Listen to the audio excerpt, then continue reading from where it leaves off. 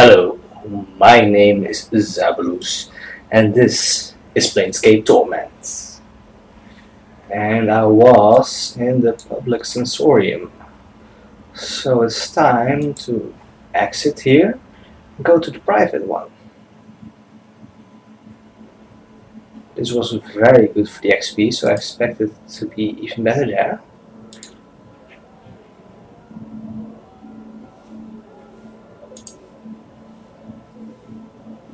Private sensorium, please. Done. I'm gone. No. This sickly green stone is securely fastened to the pedestal it rests upon. The inscription beneath it reads, "The Messenger." Begin the sensation. As you touch the stone, its green exterior sharpens, clashing. Its brightness becomes more than you can bear, so much so you close your eyes to shut it out. Close your eyes to submerge into the experience. As you close your eyes, you feel the skin along your arms become numb, as if all sensation is being let from them. Tired, so tired. Try and blink, yet the darkness remains. Your lids feel soft and sluggish, unresponsive. You are sitting on what feels to be a dirt floor, and around you is the smell of coppery blood and herbs? Why are you here? You came here to what? Your memory fails you, but you feel a growing panic beginning to well up within you. Try and get your bearings. Awake are you? Questioning all done. The voice is an old woman's, thick and scratchy, as if it is trying to force its way past the thick layer of dust. Try as you might, you cannot open your eyes and see the woman, but you feel a shiver of fear. Something is wrong, terribly wrong. You try to respond, but all you can manage is a ragged croak. You can't feel your tongue. And your eyes, what's wrong with your eyes? Listen. And how see me you did, spoke you did, and poorly. So the price have you paid, The crone sounds amused. The tone drops sharply. No more of your questions. Now you will listen, and you will remember my words. For reminding me you shall live. Not if you hear me, or another bit shall I take. Not. Remember me, traveler. Remember me to a stone, one of the pretty glimmers in your festive hall. Use it like a cup. Pour what you feel into it, and notice. Remember me to a man who wears a skin of scars and tattoos, who seeks memories but has misplaced them. If smart he is, he will know the knowing of me. Tell him to find me. Or if I am not to be found, tell him to come to the Glimmerstone, and we shall speak, precious man and I. Not if you have hear me, ragged thing. Not. Pretty, polite to listen so long. When he comes to the Glimmerstone, tell the man to speak my name, and the pain shall not have been in vain. The crone's voice trails off, as if distracted. You try to speak again, but there's only a sick, gurgly noise. What happened? Who is this person? Why are you? And you begin to feel yourself slip into unconsciousness. Ravel, it is I. Updated my journal. There is silence. Ravel? My precious man. There is the slow shuffling of feet, and you feel a sharp pinprick in your left eye. You gasp, and suddenly, barely, you can see with your one and only eye. You lie in a grey hut upon a dirty floor, where blood, your bright red blood, has seeped into the surrounding grey dust. Your arms are gone, your legs have been hacked off at the knees. Yet you feel numb, and there is no pain, only fear. There is someone above you, someone looking down on you. Look up. As you look up through your bloody, blurred vision, you see a horrid bluish-grey face, grinning with yellow tusks. Ravel is pleased, wondering I was if this messenger would make it. For a week he was when its bits were placed on my plate. She holds up a talon in front of you, and the bill on the tip of it is an eyeball, the right one. Yet to the festive hall he returned, it seems, and our time together has he shared. Now you have gone. Success! Ravel, I have many questions for you. The crone shakes her head, your blurred vision seeing 3 images at once. Her greyish hair is like brambles, drifting down her shoulders. No, only time for answers does Ravel have, and she has no time to waste with your guess questions. Know this, and in the knowing grows strong. Know this, and in the knowing grows strong? Isn't it what Dalton says? When you level up? You must find me, my precious man. But how? I do not know. My journal. I am beyond knowing, in a lady's place. Now shh and listen to Ravel. There is much you must do to find me. 3 things must you do. Find the door, know the key, then unlock the door. Then unlock the key. Door. The door is not a finished thing, at least, and last gazed upon it.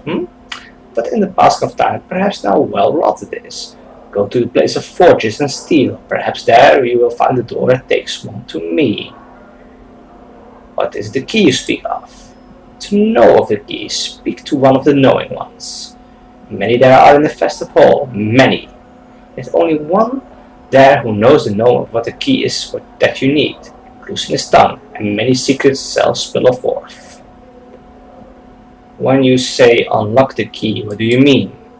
And knowing the key is not enough, so Ravel thinks. Knowing it and unlocking it, 2 tasks that must be joined. For at times, a thing knows not its nature, but you are no stranger to that. Ravel cackles, a long, hideous cry that fills your ears with pain. Ravel, how am I talking to you if this is someone else's experience? Of stones and experiences, and telling what will Ravel do, not telling of how she speaks to you now. Many are the branchings and twistings of Ravel, and many of her secrets. I need you, and I need you knowing of this.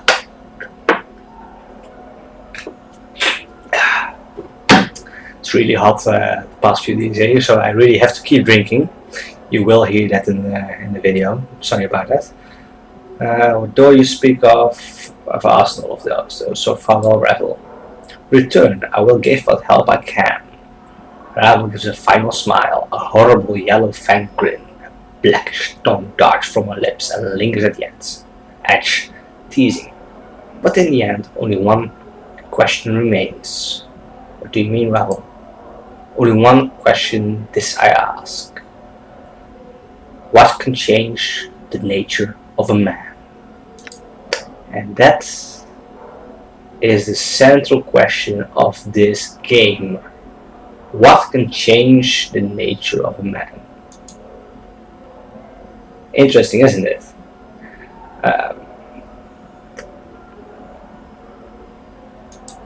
So that was one experience here.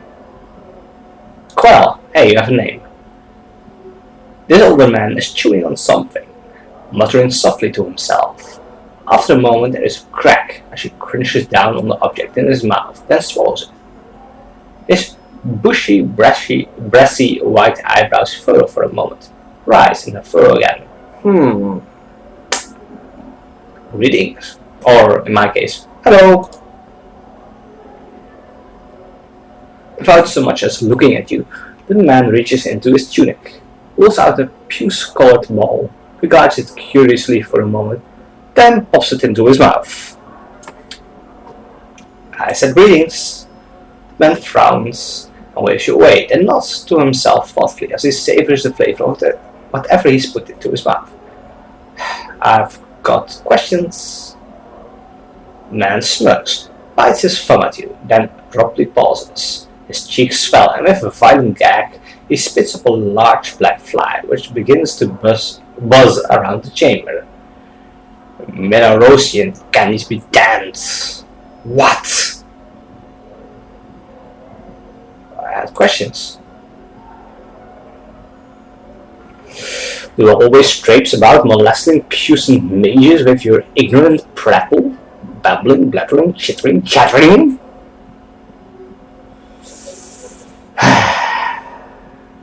The candy shoots from his mouth on chattering, flying in a high arc to land on the floor with a wet blip. He stares at it sadly. My question? It was so tasty too. Sorry? As you should be, you biting dung beetle. Mages deserve respect. Bashes like you should know their proper place. Proper place. Proper place!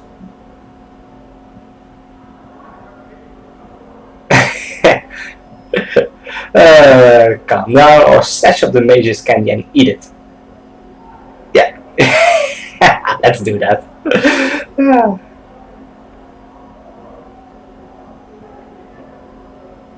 You snatch up the candy and pop it in your mouth. The taste is sweet and tangy.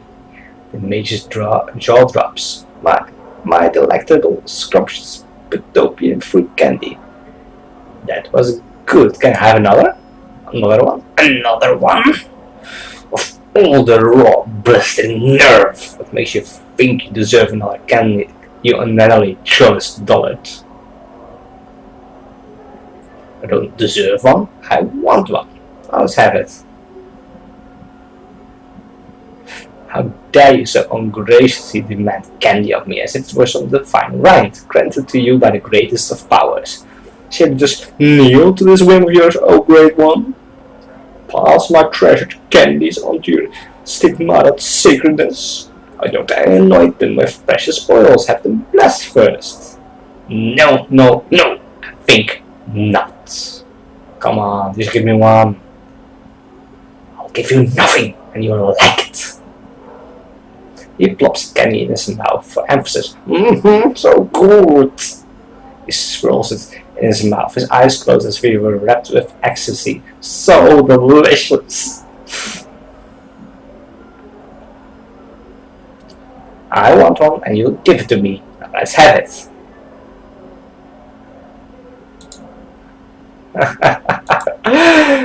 Fine, forget it.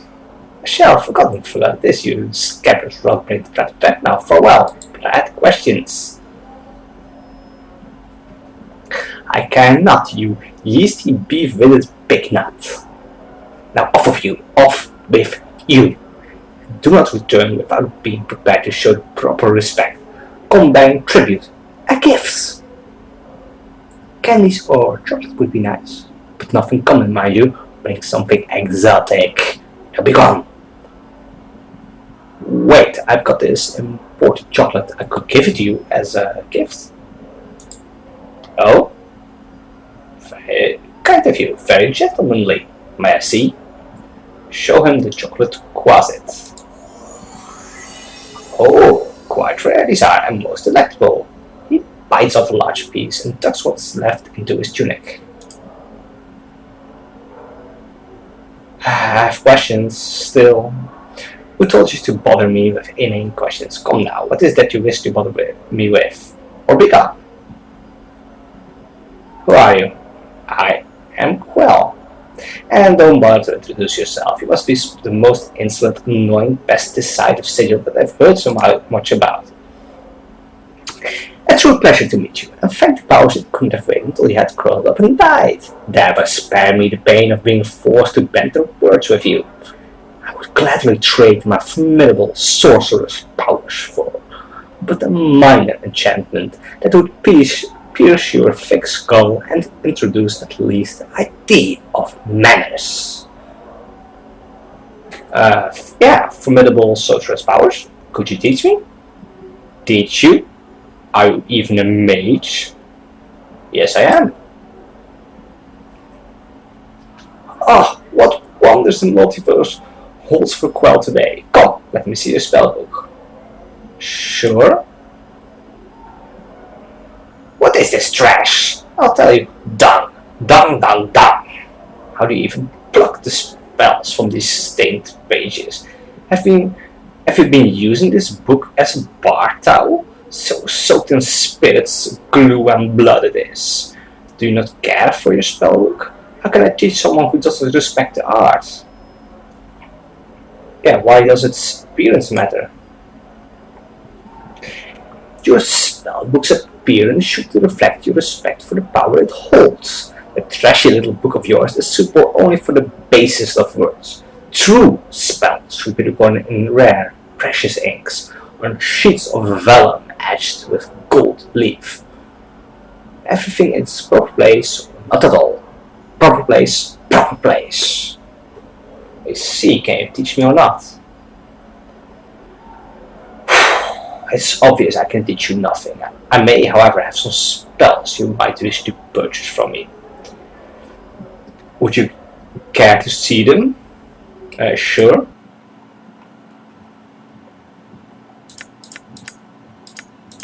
I'm still looking for a level 5 like this, but I don't have enough.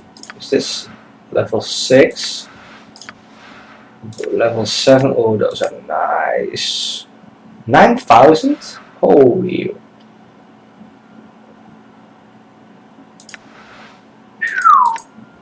Those are some nice spells, but I need a lot more money.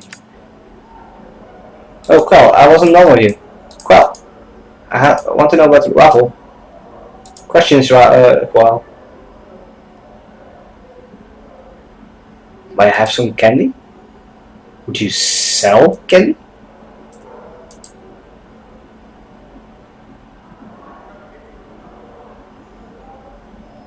Updated my journal.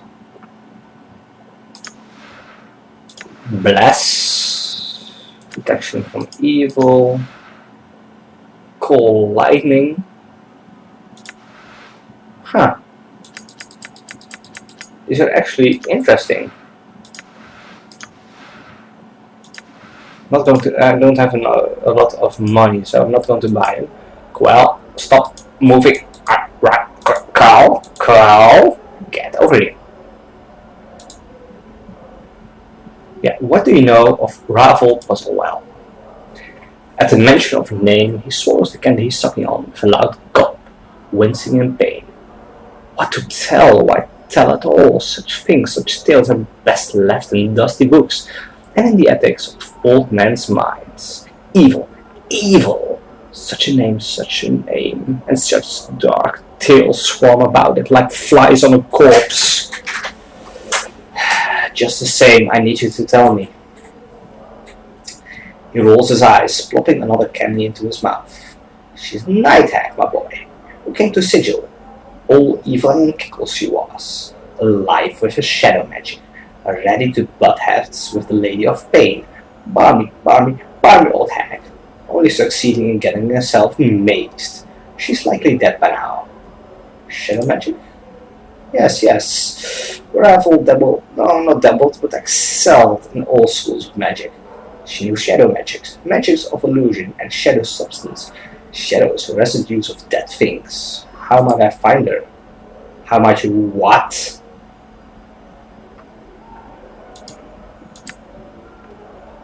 Why would you ask such a thing? Are you mad? What could you possibly want with such an evil creature? She knows something about her past. Doubtful, she was mazed many centuries ago. Come, bent in the dead book she is, and even if she were somehow still clutching to life with her black and bloody talons, what could she possibly know about you?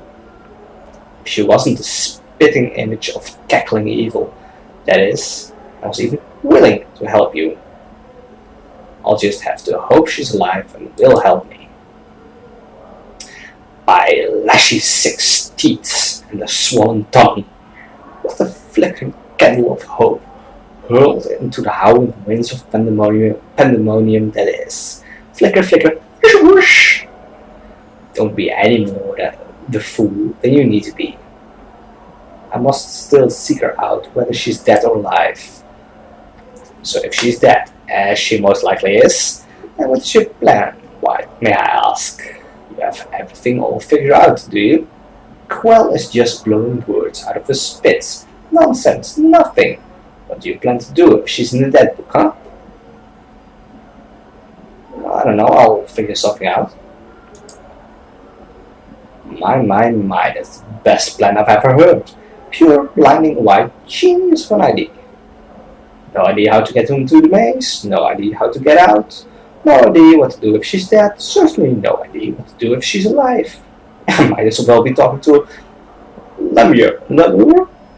Not sure what that word is, for all the balmy foolishness you're spouting out. Can you tell me how to get to her maze? Lunatic, madman, alcove. Have you not listened to a word I've said? She's imprisoned in an interdimensional maze. For trying to best the Lady of Pain. That means she's at least 10 times as powerful as you. At least 100 times more powerful. She's also most likely dead. Dead, thrice dead, and if by some happenstance she isn't, she'll make you dead. I understand, but I really need your help. Can you tell me how to reach her or not? You're serious now. Why so serious, so bad or dead, so mule stubborn? Well, born clueless, die clueless. Updated my journal. All mazes have portals. This much I know to be true. A way in, a way out. This is how the lady fashions them. I do not know the portal, its location, or even its form. But I am told its key is a piece of gravel. But if gravel is mazed, then how am I supposed to... Then you'll have to make do. Find something that has gravel stained in it. Yeah, that's all I know. All. Bother me no more about it. If you want to go pestering someone about something like that, go to the brothel of slaking intellectual lust. One of the ladies there is about to have met someone or know something that will help. Updated my journal. Fine. Let's go for another. I'm first going to take a sip.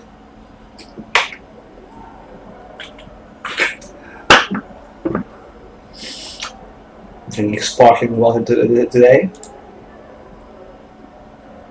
The inscription around the base of this sensory stone indicates that it holds the experience week-long hunting trek across the forests of Arborea. Okay, you're standing in a circle of white tents, deep in the woods, somewhere. The trees around you are by far the largest you have ever seen. Suddenly though, there's an odd prickling sensation at the back of your skull. Continue. Your surroundings melt into a colorless smear, then slowly dissolve into what looks like the interior of a large grey sphere. Across from you stands a figure almost identical to yourself. His eyes flash in half darkness. A mad smile splits his features. I knew you would come. Hello. Oh, greetings, so good to see you. I bit your murderous tongue to be silent. That's right, murderous. Your pretend innocence is laughable. Who are you? Oh, don't you know? Didn't all those filthy lying flies with damn journals tell you who I am? Those journals that were so conveniently left for me when I awoke? Those journals that called me an incarnation? Ha! Burnt them all I did. All that I've found. What did they say exactly? They spoke lies, and nothing more. Filth about a man who forgets himself. All their inclinations of preserving their experience and writing so later lives could benefit. Thieves! It's my life. Mine. You all want to steal my body, and you won't have it. So where am I? Oh, this. Just a little trap, is all. I realized that killing you body feeds might not be enough. I might have to trap you, snare you for eternity. You may have realized by now. There's no way out of this sensory stone. Your mind is locked here. You'll note the rather sparse surroundings I've left for you. All to help the madness set in good and quick while your flesh rots away. Well, I have some questions then. Your earlier inclination crosses his arms and looks away indignantly. Save for a few more tufts of hair on his head, he's identical to you. Even his arms have most of the tattoos yours do. Did you put those two tattoos on? No. That's one incarnation that practical one did. I've tried to burn them off, but the skin regenerates with the tattoos still on them. I've tried to tear them off, stain them with acid. I hate them. Why? It's maddening to feel the eyes upon you, reading your body like a book. How did you make this trap? Can't tell you that. It'll never be replicated. The matches used in its creation were lost, even to me. Clever this then. One experience hidden beneath the other so that no flesh but my own would set it off.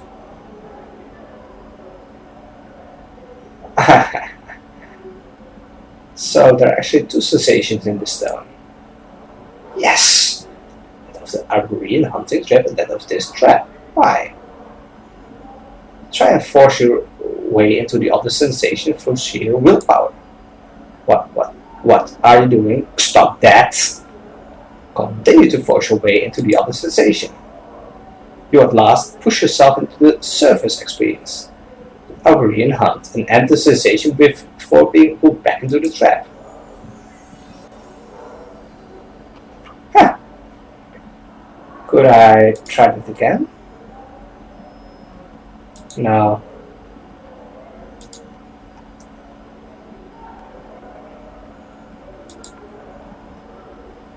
Well, one more to go. After meeting myself, and this one is called Longing. Close your eyes and begin the experience. As you close your eyes, you blink and reopen them. Your eyes are brimming with tears, and you are overcome with a terrible sensation of drowning. As the sensation rolls through you, there is a stirring in your breast, a hunger, poisonous like a serpent, biting into your heart, until you feel as if your breast will explode. You want desperately to steady yourself, focus, but all that comes to your eyes is tears. Wipe away the tears. You raise your hand to wipe away your tears. Your hands are soft, delicate. Woman's hands. They brush the stray tears from your cheek, and you cup them in your hands, each of the tears like jewels shimmering in the lights. Turn to examine the lights. The lights are cast by candle glows that drift through your sanctuary. You have come to this place to gather your thoughts, to reflect on the past with an eye toward the future, to cleanse the mind before the coming journey. Yet you cannot concentrate. Your thoughts remain in the present, trapped there by the terrible feeling that arrives in your breast. What did he mean? Close your eyes, sigh. You close your eyes, but his words echo in your mind 100, 1,000 times. Will he ever return? The sound is a whisper, an echo. Only you, only you. Yet you hesitated at the brink of time's door, and I must have thought you afraid to go, but you were not. You were afraid to stay, and the fear. The serpent writhes in your breast again, its fangs biting into your heart, filling it to bursting with its poison. The tears come again, running down your cheeks in streams, his words echoing. Only you, only you. Your eyes snap open. It's his voice. You roar and you gasp. He stands powerful in the shadows, and he strides into the light of the drifting candle globes. And you feel the serpent writhing and dying. He returns, his face stern, but somewhere in those features you can almost see his pleasure at seeing you. After all, he returned for only you can help me there now. But it's wrong for me to ask for your help. You speak, dear Nara, yet you, it is you, grey-skinned like a statue, striding from the light. Are you that scars? Your body looks like it has been bathed in knife blades. The wounds, the tattoos, horrible, yet you see through Dainara's eyes, and she sees How can she see you in such a way? She puts a cloak over your features. She sees you in such light, such terrible longing. Light, for how can she feel such? Try to refocus, brace yourself, hold on to the experience. You feel your vision tearing, doubling until you are that man striding from the light. It is you, but not you. You feel yourself being torn. It is Deonara's experience. But at the same time, it's also yours, and I ask too much of you to accompany me, Deonara. I have no right to place you in such danger for my sake. It is your words, they are surgeon's words, chosen with cold skill, without a trace of emotion. With every word you feel yourself sneering inside, knowing what the stricken girl will see next through her longing-stained eyes. And who? Are you that person, that man, twisting her with your words, not knowing how powerful they are to her, like bolts from a ballista, piercing her breast, yet she sees only relief at your return? How can she feel and not know you mean to? I have come to ask your forgiveness, dear Nara. I shall return to you as soon as I am able. Your vision tears again, doubling and bleeding until you are facing yourself again, trying desperately to speak, to warn dear Nara. This is not a man, but a creature that kills for his own needs. He doesn't care about you, dear Nara. You are a tool to him, a tool he needs to what Deonara speaks, and you can't stop her. I would place myself in 1,000 dangers, and praise eternity for you, my love. I am not afraid. Listen to me, I will accompany you through the plains themselves, through the way. You feel yourself shattering, relief and satisfaction, his satisfaction, knowing she would say them, always knowing. And an admission of love is like the slamming of a portcullis across your heart. Trapped. She is yours, but you must be certain. So you drive the nail home. The way is dangerous. You will have to be strong, far stronger than you are now. Swimming through her mind, relief, the wave of relief, the end of longing, yet longing for him more at his words, not noticing his manipulations. All you need to be is strong, and his path shall be as one with yours. Your thoughts are like fires, for you can be strong, stronger than he knows. You know no fear, you would die for him. I can be strong, my love, I will. Her words slide off him like water. The serpent in her breast, the one piercing her heart with its poison, has been replaced by the serpent in the flesh. She sees nothing of this, and his next words are planned carefully, so carefully. I can't say if we'll succeed there, Nara, but I'll do my best to protect you, and I will expect nothing less of the same from you. You may be required to make some sacrifices.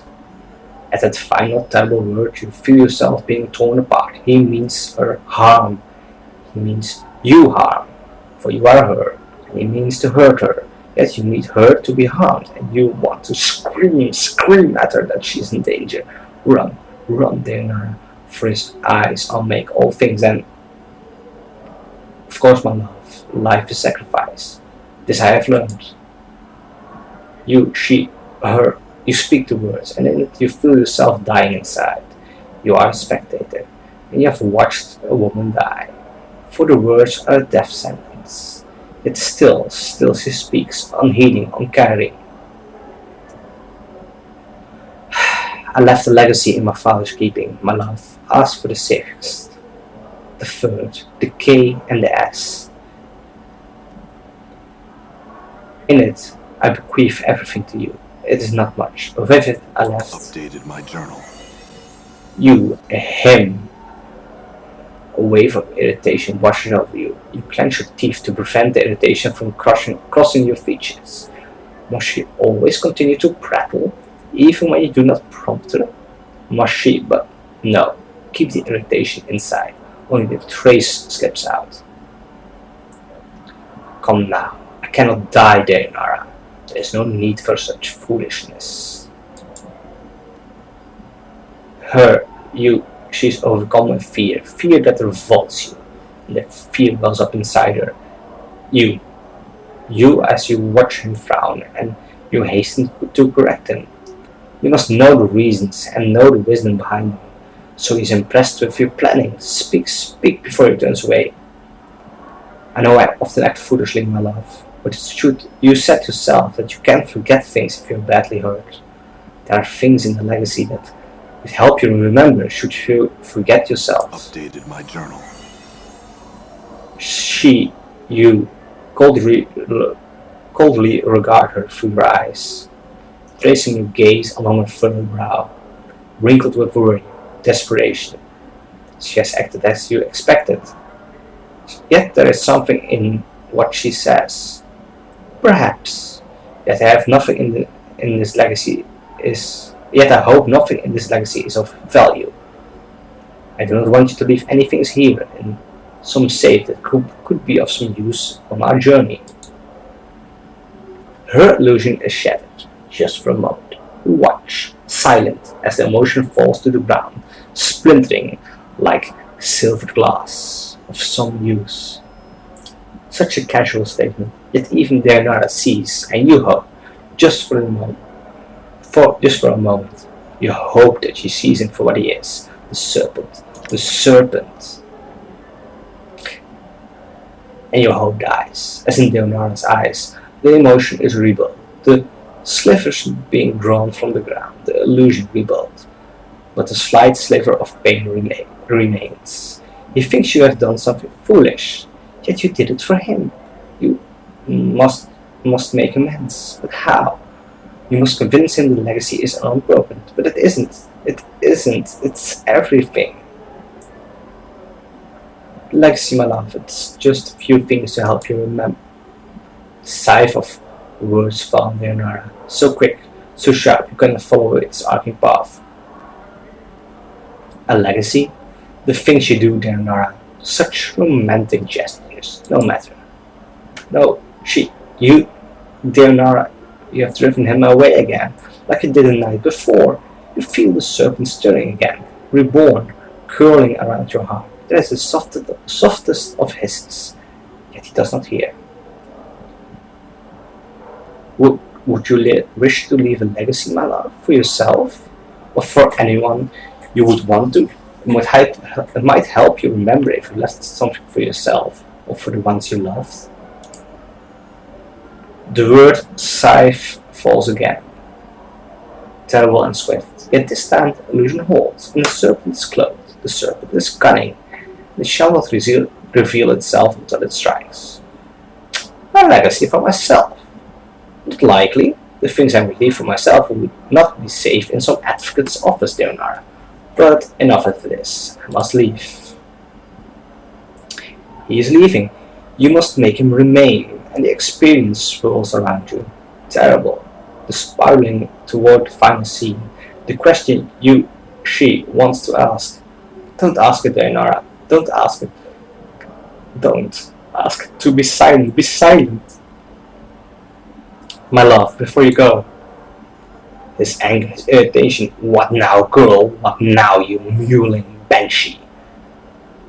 Before I go, it looks like I am in no danger of that. Come, Dayanara. Can't these scratches wait for the morn? There is much. She's desperate, drowning. Say it, and you speak it. Do you want me to come with you, my love? The rush of emotion dies in your mind. This is the end. The words you are about to speak are true, but the truth is not the truth she sees. There are no lies, only cold calculations. Of course he wants you to come with him, Dayanara. You understand clearly. Too clearly. He has invested too much in the poor girl to let her go. Of course, Dayanara, I would not have asked you to come with me if I did not want your company. You know how I feel about you. There is cold silence in his mind, then a hissing of a thought. A response sharp and deadly like a dagger blade.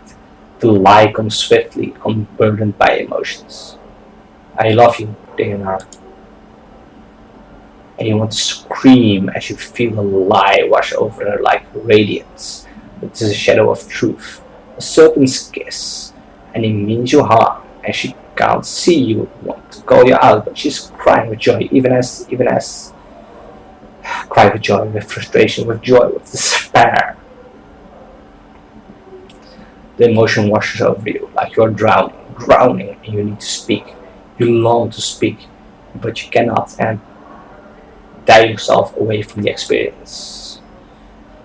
And you scream as you tear your hands from the stone, bloody tears rushing from your eyes, running in streams down your arms, your hands to coat the stone, her blood, and you can't warn her, and you can't stop crying. Anna is watching, terrified. She looks like she wants to step forward, help, but she's paralyzed. Yeah, are you alright? Yes, I just need a moment. Anna is silent, staring at you, hypnotized.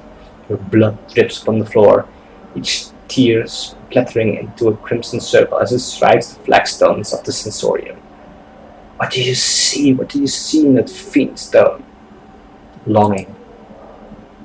Anna frowns, confused, and stares daggers at the sensory stone, as if she's thinking about shattering it. I'm longing to break that stone and to tear you up so. No, I just need a moment and I'll be fine. As much as you want to hurl the memory of the experience from you, hold it fast, because you know it's important to remember it was you in that experience. It was Daenar's experience, but because it was you, your memories flooded you and you could feel both sides at once. Who were you? Who was that shade of you? So I've met a crazy incarnation and one stone, and a very cold, calculating one. All right.